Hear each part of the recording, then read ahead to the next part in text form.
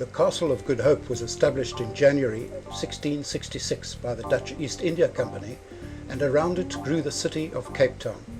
The New York Times named Cape Town the best place in the world to visit in 2014.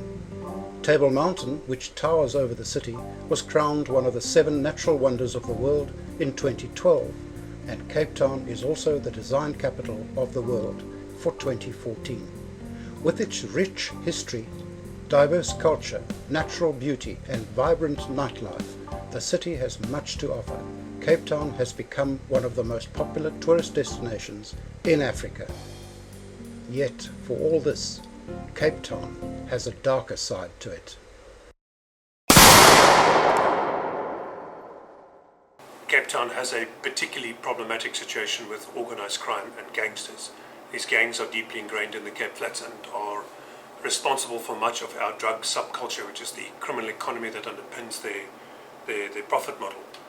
So in the process of that, they not only cause a great deal of harm in terms of the social fabric, but there are the constant turf wars that feature very prominently in the newspaper, and I think add a great deal of negative press to the city, discourages investment, wrenches those communities apart, and renders people petrified and scared to go out of their homes, diminishes social interaction, sports activities and other community activities in those communities.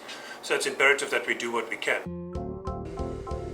There is no avoiding the fact that the gangs of Cape Town are a problem, a serious problem, and all too often a deadly problem. Ongoing gang violence has led to an increasing death toll, many of them innocent bystanders caught in the crossfire. It was the Irish statesman and philosopher Edmund Burke that said, "The only thing necessary for the triumph of evil is for good men to do nothing." There is no doubt that the gangs are an evil on society, yet there are good men that are doing something. It has been said, however, that every journey begins with a single step. My name is Glenn and surname Volderman. I'm working with the Ceasefire project. My name is Neelan Peterson. I'm a professional health worker. I'm a violence interrupter for Ceasefire. I'm Wilfred McKay. I'm an outreach worker at Ceasefire. I'm a outreach worker for Ceasefire in Hanover Park. Okay, my name is Albert Matthews. I'm part of the Ceasefire team, Ceasefire in Hanover Park. Ja, ek is Jeremy Davis. Ek werk vir Ceasefire in Hanover Park. Ek is 'n outreach worker.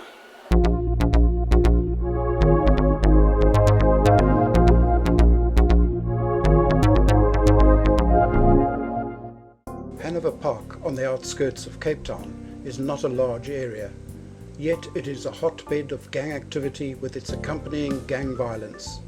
It was here that Project Ceasefire was launched. But what exactly is Ceasefire? Alderman J.P. Smith explains. One of the very important interventions we tried was something that we copied from the United States called Operation Ceasefire, or Cure Violence. And it started with an epidemiologist called Gary Slotkin, who said that he had noticed that gang violence followed similar patterns that an epidemic would follow. There's an initial incident of violence with a carrier that then affects other people, and the gang violence spreads through contact between people, very much like an epidemic would. And he wondered if you applied the same techniques in containing that you would to contain an epidemic to the gang violence phenomenon, whether it would have similar outcomes. That has since proven to be true. We asked Pastor Craven Engels, the CEO of Ceasefire, about the project. Okay, Ceasefire is what we call a public health approach to violence. It's a different methodology to your normal law component. So it tries to reach out to high-risk individuals in regards to their behavior, street behavior or gang behavior. Now, the reason for a public health approach is we've been trying some different stuff over the years to support social crime prevention, and this approach seemingly is the latest methodology, and we've been testing it over the last 2 years, and it's likely be working at the moment. There's a 50% reduction in gang altercations for the last year, so we are hoping that this methodology can possibly work within the future. two forms that the project is taking, and that is the violence interrupters and the outreach workers. The one seeks to contain the people likely to be involved in further shooting incidents after an incident of violence, and the other does broader outreach to try and change the normative orientation of that community, to change the acceptance of violence as a ready means, to develop a stronger community voice protesting and opposing that violence, because the violence is not perpetrated by people who are strange to the community. These are perpetrated by gang members against each other, and sometimes with things that are reported as gang violence but actually is not. When two men have a terminal disagreement about the affections of a female acquaintance, and it turns violent, one or both of them are involved in the gang, you will see it reported as a gang violence incident, but it doesn't involve the activities of the gang. It wasn't sanctioned or called for by the gang.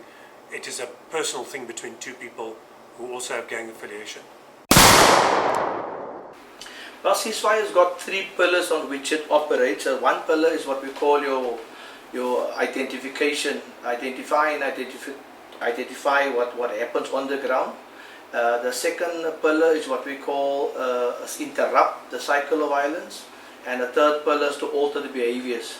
So every pillar is supported by data, because it's a data-driven approach, and the program is scientifically proven in a couple of countries, including the States, where it's called Cure Violence. So it's got those three components on which it operates. We identify and detect possible shootings of happening and high-risk individuals on the street. We try to interrupt the cycle of the violence being transferred from individual to individual, and we try to alter the behaviors of the high-risk individuals as well as the communities. So when we identify and detect, we got specialized mapping we operate in, where we monitor the whole community, the whole high-risk community. We should know where every high-risk individual is, what group he belongs to, where his group is, what community he stays in, what's the environment around that community, what's the parents like in that community. So identify and detect is that one component.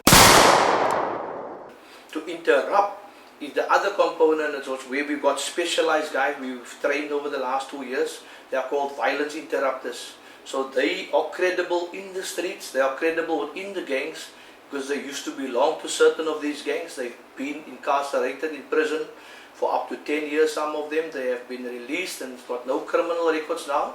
And these guys is now clean for about 4 years and has gone through specialized training with Ceasefire. So they do the interruption where they are out on the streets, after they've detected possible violence of happening and identified who the individuals is. Then interrupters will go out there and physically interrupt the transfer from violence from one individual to the next individual, because it's being treated like a disease, and it's based on epidemiology. So that is why we try to prevent it.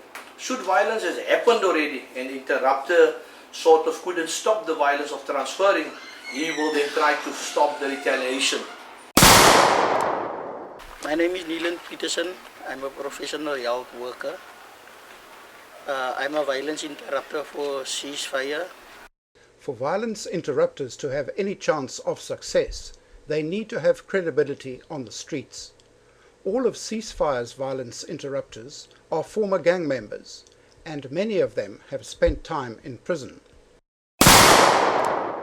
I was also a gangbanger, a gunslinger. I also had a few cases that I picked up, like armed robberies and some housebreaking cases that I had. But I also was shot a few times. Because I was about 20 to 25 years, I was part of gang violence and so on, you see. I was involved in gangsterism for 7 years of my life and was on drugs. The prime function of the violence interrupters is to stop shootings from taking place. If there has already been a shooting, then they will attempt to stop any retaliation before it escalates into a full-out gang war. The work often sees them putting their lives on the line. The area that we're standing in is like a really hot area, if I can use that term. When it comes to gang fights. This is one of the biggest groups on the side in Hanover Park, which we don't want to mention names. And if we look on the opposite side of the road, that's like the rival type of group. So one evening, we as a group were standing in front of Suleiman's house. I think we had some coffee. No, it's a bit of coffee and we had some coffee. And while we were still standing here, then the shots just start firing here, and we were basically in the middle between two groups shooting, and we were stuck in the crossfire. But what was very hilarious for me, I was at that very point, man, I was busy on the phone, and while I was speaking on the phone, I was standing against that wall there where the letterboxes is, and while I'm speaking to my wife, I just heard the shots here against the wall, and I just slipped down, and then I hear the shots again against the wall, and I just slipped down. To the extent when I was laying on the ground and screaming over the phone. I'm trapped in the middle of a crossfire. Okay, listen, I'm a ceasefire worker. You see, one night, we was on the beat monitoring. You see, then we come on that side from Hanover Park. When we walk, me and my ex-colleagues, then we heard shots, and I think to myself, yeah. It's that side, man. But one of our guys was on a bike and he saw me go. And I told the other guys, yeah, wait. We must first read because my training says I can't go into fire. You see, I must come before, or after. You see, but when we come, then I take the rope there, man. You see, and I tell the guys, okay, listen here, we go this way. You see, when we come, and we come there, but there was the shooting take place. We come there and you see the guys is still running up and down. Now they stand on the corner and you see, what you call it now? In the road, man. You see the other guys from the opposite coming. You see, hey, this guy is coming. He can come shoot now. Then we take the other road. When we take the other road, and the shots was firing, and that is like bounce bullets coming to our side. You see, and we must duck and so in. You see, and then we walk again, and see the school again, and then we come in between again. You see, then we go to in the jungle, and we talk again to that guys and so. Maar ceasefire, die mense wat werk vir ceasefire, se lewe is soms so baie in gevaar in dat ons van die community waar dit nie weet nie, waar dit nie sien nie, kan dit nie verstaan, sal dit nie verstaan nie.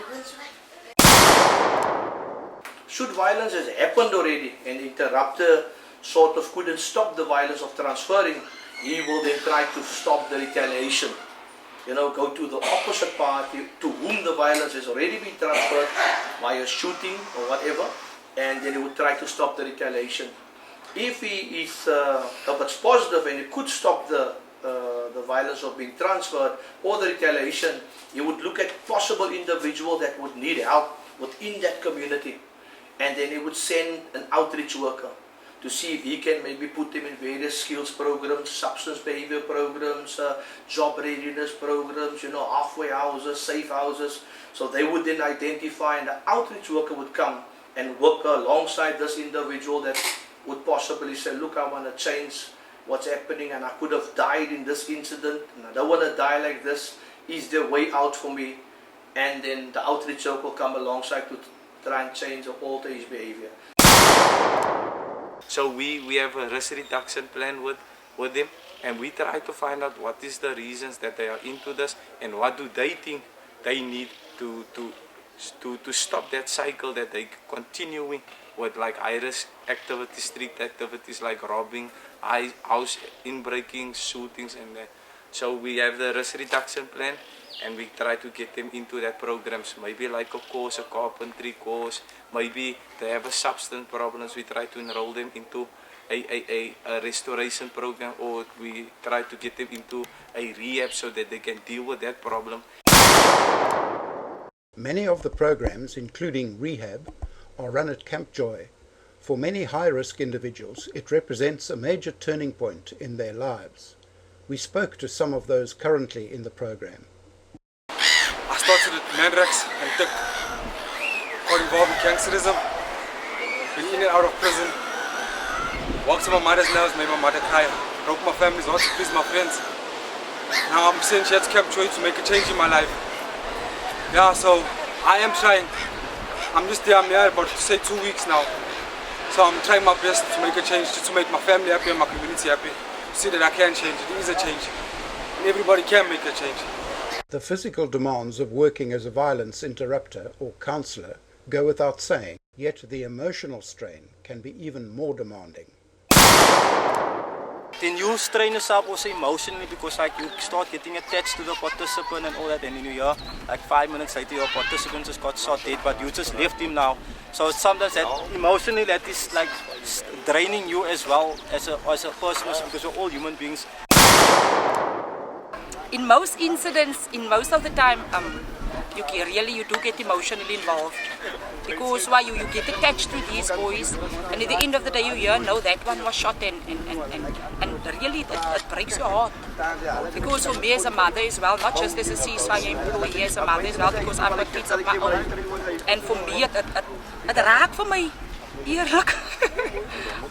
Het raak vir my. So while we would like the gangs to disappear forever, whilst they are there, we must do what we can. We're not whining and dining the gangs, we're not negotiating with the gangs. That the fighting the gangs and stopping the gangs in their tracks, that is the job of the South African police, to a lesser extent the Metro Police and the other agents and components of the criminal justice system. What we can do is reduce the violence and the carnage and the destabilization of communities that they have. Because we cannot run other urban regeneration and urban development projects while the gang violence is going on. You cannot have sport events on the school field when the bullets are flying. One of the young people who was killed in that spate of violence in Hanover Park at the end of last year was on a sports field, busy with a community project aimed at pulling young people off the streets and getting them busy in sports so that they don't get involved in gangsterism. He was killed while busy in a program like that. So you cannot run developmental programs when your community is completely destabilized, and therefore the first step must be to achieve stability. And where SAPS has the key responsibility for that, but we can certainly help bring down the level of violence, help bring down the heat or the tension in that community to help it achieve stability. In theory, ceasefire sounds like a worthwhile project, and there can be no doubting the passion of those involved. But the big question that needs to be asked is, does it work? Yeah, you know, ceasefire, since its introduction in Hanover Park, really made a difference, a real difference. And then we've got a buy-in of your high-risk community. Obviously we're changing from gangs to high-risk community, a different approach, a different name. So the high-risk community is already bought into the program on a level of 80%. They have bought into the program and are working with the program. So that's also a positive rollout, just to have them buy into the program. Positive rollout. Within the first year, we've enrolled 115 shooters in the program. So they physically have joined the program, and 40 of them is now still in halfway houses. About 17 of them is in skills development programs, and as the rest of them is already working. I've got about 8 or 9 of them working, physically working already, and then I've got another 14 of them still in the job readiness program. And then 74 of them altogether has gone through substance abuse and behavior modification programs. So to get a gangster to join a 6-week program is not that easy. You've got to be credible, he's got to really trust you, and then you've got to also build up a trust with his gang boss. That you're not coming to cripple the gang culture, you're just coming to support and build a better community for all of us, you know. And then these guys then learn in the program alternative ways to solve their violence, the conflict they have, you know. Instead of just going out and shooting, there must be different ways to solve that conflict or the violence. And within our program, they learn these different methodologies: anger management, communication, goal settings. They learn these different things. So, I mean, just more than 100 has joined the program. And this year, let alone, we've already had 40 applications more. IRS that wants to join the program. So, it looks very positive at this point in time. In Cape Town, in the one pilot area where we've tried it, in Hanover Park, we've seen a gang violence reduction of about 50%, 48% for our attempted murder, 52% reduction in murders. And that has been consistent now for the entire first year that the program has run. Consistent reduction in our violence rate as measured against the level of attempted murder and murder in the preceding 3 years. So we're not just measuring it against 1 year, we're measuring it against the average over 3 years. With a consistent 50% reduction of attempted murder and murder, it is clear that eventually the guns of Hanover Park will be silenced.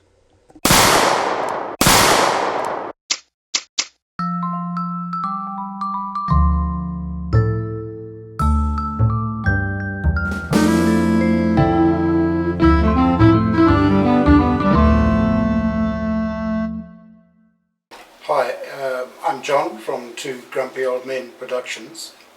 During the making of this film, we were deeply moved by the determination, the spirit and the passion of the communities of Hanover Park.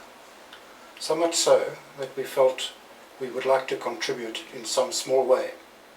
Accordingly, we'll be running photographic workshops for those that are interested to change their lives around. Our skill is making movies. What's your skill?